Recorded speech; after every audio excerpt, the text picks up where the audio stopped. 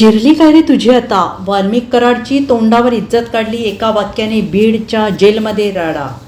बीडच्या कारागृहात वाल्मिक कराड आणि बबन गीते गँगचा महादेव गीते एकमेकांना भिडल्याचे समोर आले. काल सकाळी 10:30 वाजण्याच्या सुमारास गीते आणि कराड समर्थक यांच्यात जोरदार राडा झाला. मात्र नेमके कोणी कोणाला मारले याबाबत अजूनही सस्पेन्स कायम आहे. कारण महादेव गीतेनं वाल्मिक कराड आणि सुदर्शन घुलेला मारहाण केल्याचा दावा भाजप आमदार सुरेश धस यांनी केला आहे, तर दुसरीकडे वाल्मिक कराडने मारहाण केल्याचा दावा महादेव गीते यांनी केला आहे.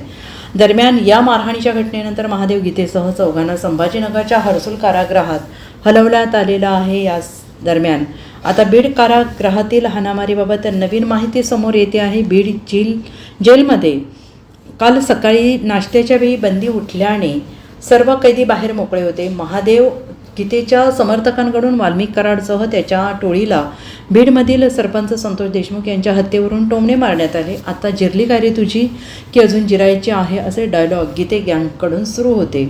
आणि यानंतर गीते आणि कराड गँगमध्ये वाद झाला. त्यावेळी महादेव गीते आणि अक्षय आठवले हे दोघेजण वाल्मिक कराड याच्या अंगावर धावून गेले.